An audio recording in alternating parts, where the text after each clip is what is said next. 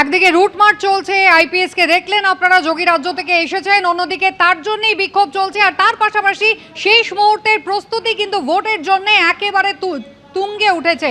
ছবি আপনারা দেখুন, একেবারে ডিসিআরসি গুলোর ছবি, আট জায়গার ছবি, বালিগঞ্জ, কসবা, সল্টলেক, শ্রীরামপুর, ভাঙড়, চুঁচুড়া, কৃষ্ণনগর, রানাঘাট, যেখানে ইতিমধ্যেই ভোট কর্মীরা তারা উপস্থিত হচ্ছেন, ইভিএম ভোটের সামগ্রী সংগ্রহ করছেন এবং নিজেদের ভোট কেন্দ্রের দিকে রওনা দিচ্ছেন।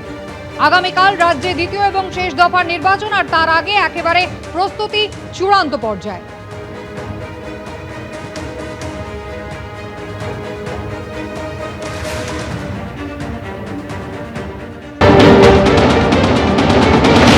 প্রথম দফার ভোট মোটামুটি শান্তিপূর্ণভাবেই মিটেছে। এখন দ্বিতীয় দফাও একইভাবে শান্তিপূর্ণভাবে মিটবে তেমনটাই আশা প্রত্যেকের।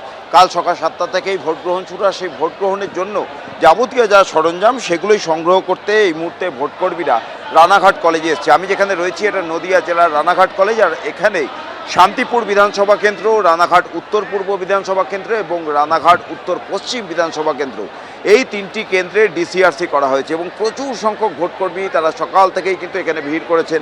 দেখতেই পাচ্ছ আমার সামনে এই মুহূর্তে যে ভোটকর্মীদের দল রয়েছেন তারা একটি মহিলা পরিচালিত বুথের ভোটকর্মী এবং তারা তাদের নিজস্ব যে কিট সেগুলো সংগ্রহ করে নিয়েছেন।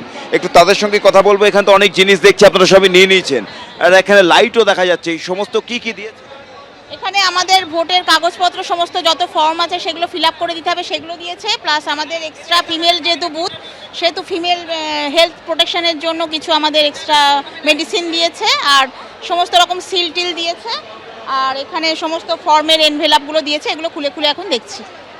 এইখানে বসেই অর্থাৎ এই ডিসিআরসিতে বসেই যে শেষ মুহূর্তের প্রস্তুতি তা অনেকটা এগিয়ে রাখছেন ভোটকর্মীরা।